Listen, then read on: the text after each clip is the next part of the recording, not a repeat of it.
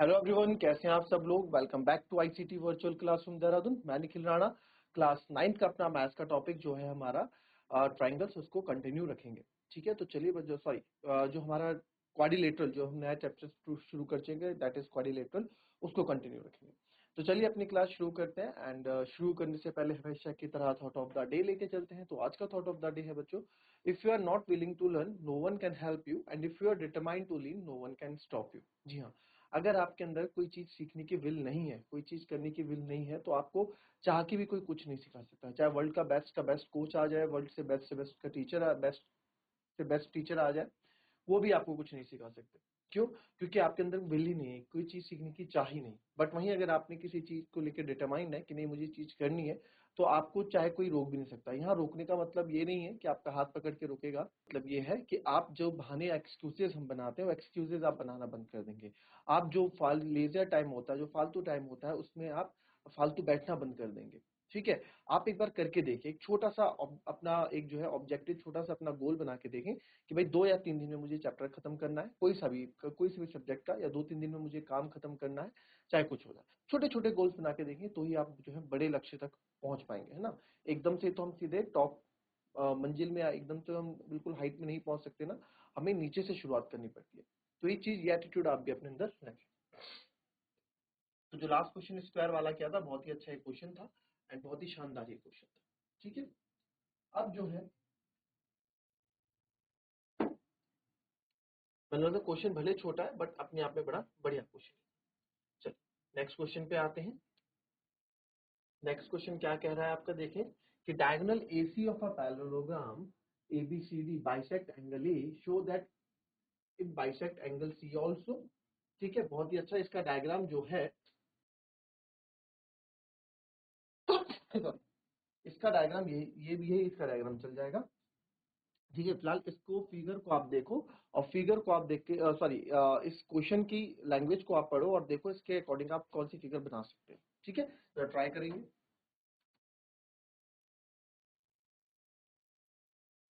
चलिए, तो गिवन क्या है, diagonal AC of a parallelogram. तो गिवन ये है कि ABCD एक पैरेललोग्राम आपको दे रखा है। ABCD इज अ पैरेललोग्राम, जिसमें जो है डायगोनल जो AC और बाइसेक्ट एंगल है। ठीक है, जो डायगोनल AC है,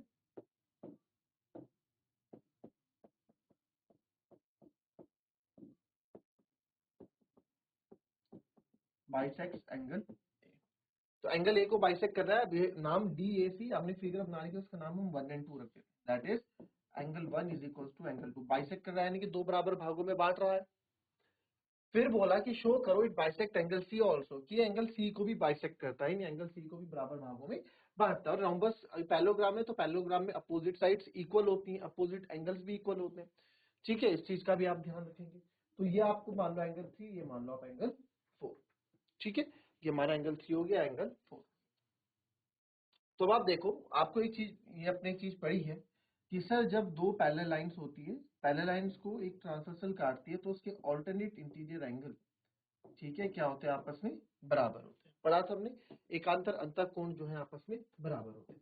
हालांकि इस क्वेश्चन को आप देखो, तो आप जो है इसको ये दो ट्रायंगल लेके, है ना, ये दो ट्रायंगल लेके आप कॉन्ग्रुएंट प्रूफ कर दोगे, बट कॉन्ग्रुएंट प्रूफ करने से कुछ नहीं होगा, क्योंकि कॉरेस्पॉन्डिंग पार्ट आप इसके ऊपर ये रखोगे, कॉन्ग्रुएंट हो जाएगा। बट हम ये नहीं बोल पाएंगे कि एंगल 3 और एंगल 4 भी आपस, हाँ, एंगल 3 एंगल 4 को भी हम बराबर कर सकते हैं कॉन्ग्रुएंसी से, कि सर एंगल 3 एंगल 4 के बराबर है। एंगल 3 एंगल 4 के बराबर तभी होगा जब वो एक दूसरे को बाइसेक्ट करेंगे, है ना, ये भी पॉसिबल है। बट हम इसको दूसरे तरीके से भी कर सकते हैं, क्योंकि देखो कॉन्ग्रुएंसी से तो हम तो करते ही आ रहे हैं ना। बट अभी आप देखो, जब मैंने आपको बताया यहाँ पे, तो आप लिखेंगे because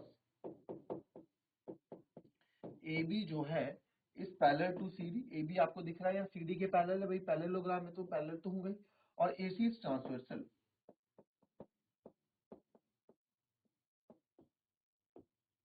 AC is transversal, AC transversal है। तो आप बोल सकते हैं कि एंगल 1 जो है सर एंगल 4 के बराबर है, और एंगल 2 जो है सर एंगल 3 के बराबर। दोनों का रीजन क्या होगा, ऑल्टरनेट इंटीरियर एंगल। पहले को मानो इक्वेशन 1, दूसरे को मानो इक्वेशन 2। और एंगल 1 और एंगल, वैसे हमारा काम तो हो गया कि भाई हमें क्या प्रूफ करना था, it bisect angle C also, ये एंगल सी को भी बाइसेक्ट करता है, तो एंगल 3 और एंगल 4 भी आपस में क्या होंगे, बराबर होंगे। बट इसमें एक चीज और देखो, अगर आपको चारों को इक्वल प्रूफ करना होता तो आप यहाँ देखो angle 1 is equal to angle 2 भी है, ये गिवन है, तीसरी इक्वेशन ये हमको हमारे पास गिवन है, एंगल 1 इक्वल टू एंगल 2। तो इन तीनों से आप ये बोल सकते हो from first, second and third, इन तीनों इक्वेशन से आप एक चीज बोल सकते हो कि एंगल 1 जब एंगल 2 के बराबर है तो एंगल 2 एंगल 3 के बराबर है और एंगल 1 एंगल 4 के बराबर है। तो आप तीनों से बोल सकते हो कि sir angle 1 is equal to angle 2 is equal to angle 3 is equal to angle 4, चारों ही एंगल आपस में क्या है, एक दूसरे के बराबर है।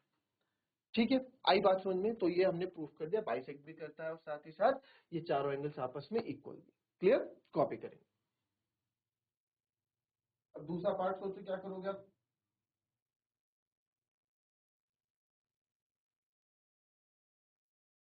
चलिए, अब दूसरा क्या बोला कि एबीसीडी एक समचतुर्भुज है, यानी एबीसीडी एक रोम्बस है।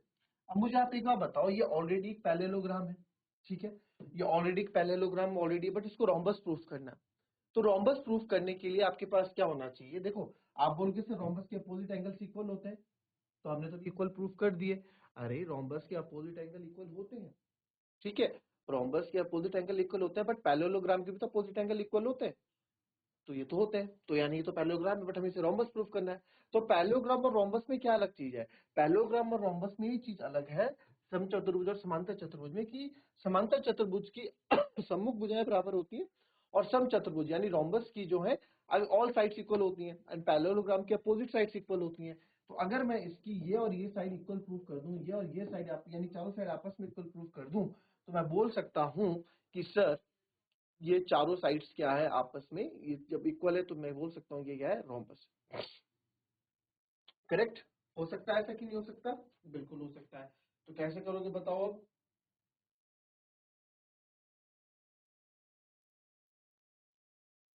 चलिए देखिए सेकंड पार्ट आप कैसे करने वाले हैं। हमें हमने अभी अभी एंगल 1 एंगल 2 इसको नाम दिया एंगल 3 और एंगल, तो अभी अभी आप देखेंगे कि यहाँ पे मैंने, क्योंकि angle 2 is equal to angle 4 हम प्रूफ कर चुके हैं, चारों एंगल आपस में इक्वल है ना, इन प्रीवियस हम प्रूफ कर चुके हैं कि चारों एंगल आपस में इक्वल है, तो यहाँ से मैंने एंगल 2 और एंगल 4 उठाया, एंगल 2 इक्वल टू एंगल 4 है। तो किसी भी ट्राइंगल में, ठीक है, इन ट्राइंगल किसी भी ट्राइंगल में दो एंगल जब इक्वल होते हैं तो उनके अपोजिट साइड्स भी इक्वल होती है। In triangle ABC angle 2 is equal to angle 4, अगर angle 2 is equal to angle 4 है, देन मैं बोल सकता हूं एंगल 2 के अपोजिट साइड है BC, BC equal to A B, ठीक है, एंगल 2 के अपोजिट साइड है बीसी और एंगल 4 के अपोजिट साइड है ए बी, तो BC equal to A B, तो या फिर एंगल 2 के अपोजिट जो है वो लिख ऐसे A B equal to B, है ना। रीजन क्या देंगे, आइसोसेलेस ट्रायंगल बन रहा है, या तो आइसोसेलेस ट्रायंगल लिख दो आप, समद्विबाहु त्रिभुज, या लिख दो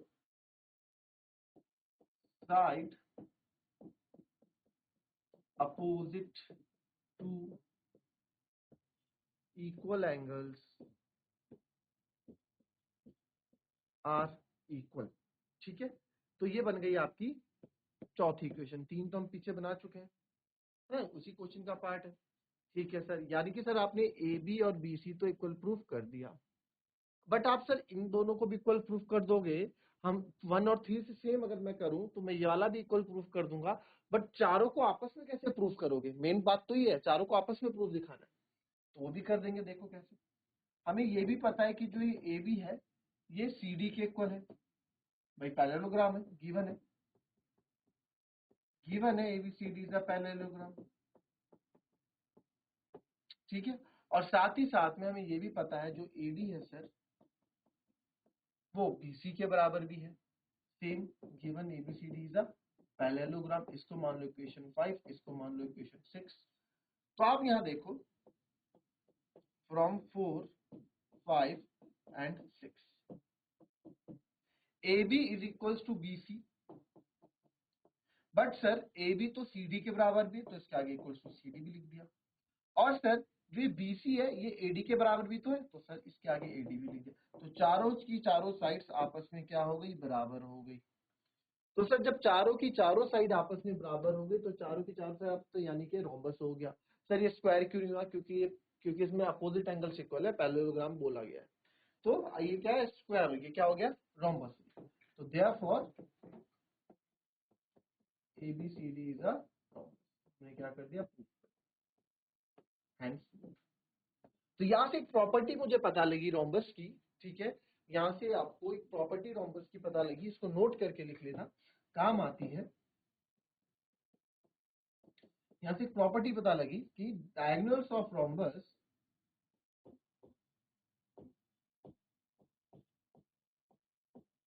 diagonal of rhombus bisects the angle, bisects the angle, यानी कि जो रोम्बस के डायगोनल्स होते हैं वो एंगल्स को भी क्या करते हैं, बाइसेक्ट करते हैं। आई बात समझ में, कॉपी कर लें।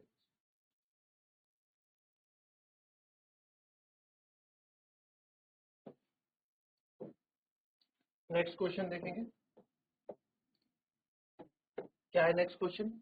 एबीसीडी एक रेक्टेंगल है, इनमें डायगोनल एसी जो है, इस बार जो डायगोनल ये रेक्टेंगल है और जो डायगोनल एसी है ये ए को भी बाइसेक्ट कर रहा है और साथ ही साथ सी को भी बाइसेक्ट कर रहा है, तो show that ABCD is the square. अब आपको यहाँ एबीसीडी स्क्वायर दिखा रहा है, तो एबीसीडी स्क्वायर कैसे दिखा सकते हो आप, सर एबीसीडी स्क्वायर में या तो इस ऑल एंगल्स 90 डिग्री प्रूव करके दिखा दूं, या फिर मैं वही सेम वाली साइड्स इक्वल प्रूव कर दूं तो ये एबीसीडी स्क्वायर हो जाएगा। तो आप कर सकते हैं भाई, ये एंगल ए और एंगल सी दोनों को बाइसेक्ट कर रहा है ना, ये angle 1 angle 2, this is angle 3 and this is angle 4, तो ये दोनों को ही क्या कर रहा है, बाइसेक्ट कर रहा है। करेक्ट, समझ रहे हो बात। तो अब क्वेश्चन में क्या क्या डिटेल्स आपको दी उसको यूज करो और फिर क्वेश्चन को करने की कोशिश करो। चलो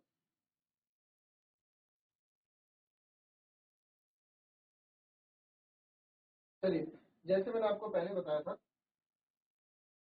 वैसे ही कुछ ये क्वेश्चन होना है, ठीक है।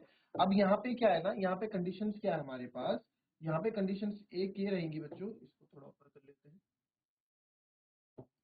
मिटा देते हैं।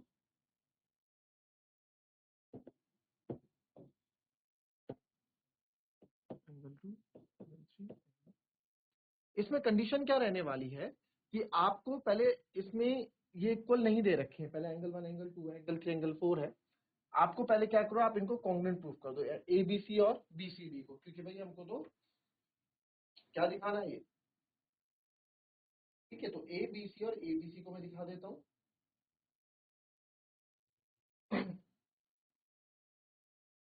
जिससे हमको हमारी अगल बगल की साइड इक्वल हो जाए। तो सबसे पहले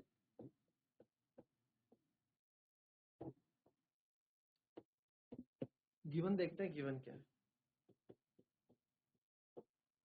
given sir ABCD is a rectangle, ABCD एक रेक्टेंगल है in which diagonal AC bisect angle है एज जो AC है bisect angle A as well as angle C।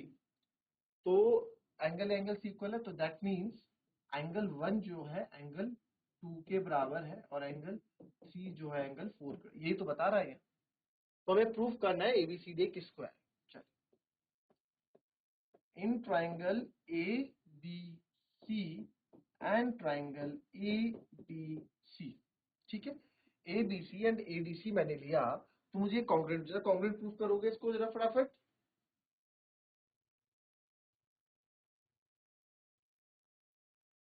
ये तो पहले जैसे हमने किया था बच्चों सेम हो जाएगा, हमें तो साइड्स इक्वल करनी है ना, यहाँ एंगल का कोई रोल ही नहीं है। हो गया, चलो यहाँ देखो, ए बी जो है सी डी के इक्वल लिख सकता हूँ, क्यों, गिवन है भैया रेक्टेंगल है, रेक्टेंगल की अपोजिट साइड्स इक्वल होती हैं। वैसे ही ये बी सी जो है ए डी के इक्वल लिख सकता हूँ, ठीक है सर, वही गिवन है, वही क्या है, गिवन है। जो बी सी है वो ए डी के इक्वल लिख सकता हूँ, और साथ ही साथ जो ए बी है वो और जो ए सी है कॉमन है,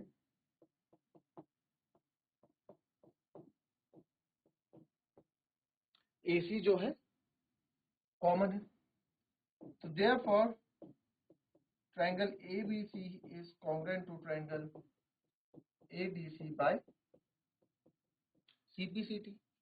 तो यहां से मैं बोल सकता हूं कि सॉरी बाय CPCT क्या by side congruency rule, by side congruency rule. तो यहां से ये AB है, ये AD के बराबर हो जाएगा। भाई जब ये ट्रायंगल इसके ऊपर जाएगा तो ये वाली साइड इसी के ऊपर आएगी, ये इसके कॉन्ग्रुएंट है ना। अब आप देखो AB जो है AD के बराबर है, इसको मान लो आप इक्वेशन 1। AB AD के इक्वल है और जो CD है वो आपका BC के इक्वल है। चलिए तो बाद में बात करते हैं। और AB ही सर हमारा CD के इक्वल भी है और साथ ही साथ जो AD है वही हमारी BC के इक्वल भी है। ऐसा क्यों? गिवन है कि ABCD क्या है, एक रेक्टेंगल। ये हमने ऊपर बता दिया ना कि ABCD तो गिवन है, ABCD रेक्टेंगल है तो ये गिवन है। तो आप बोल सकते हैं, आपको अभी सेम ऐसा क्वेश्चन किया है, इसलिए मैंने आपके ऊपर ये क्वेश्चन छोड़ा हुआ था कि आप कितने अच्छे से इस क्वेश्चन को कर सकते हैं। रटना नहीं है। From first second and third AB जो है AD के इक्वल है, बट सर AB CD के इक्वल भी है और सर इस AD के इक्वल BC भी है। तो चारों साइड्स इक्वल आपने प्रूव कर दी, तो देयरफॉर आप बोल सकते हो ABCD इज अ स्क्वायर।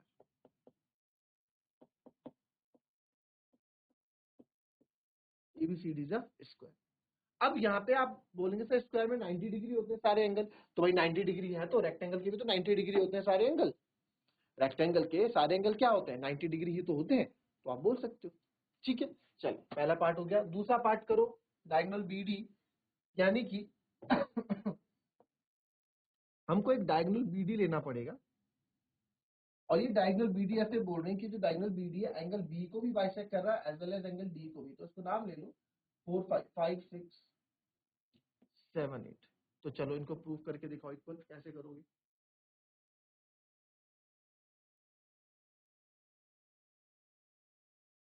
चलो कैसे करोगे? 3 4 5 6 7 8 हमारा ये हो गया। अब इसको कैसे आप यूज करोगे यहाँ पे, किस तरीके से आप बोल सकते हो कि ये भी इसको बाइसेक्ट कर रहे हैं? चलिए बाइसेक्ट करने के लिए क्या चाहिए आपको, आप देखिए इस फिगर को, अगर मैं थोड़ा यहाँ पे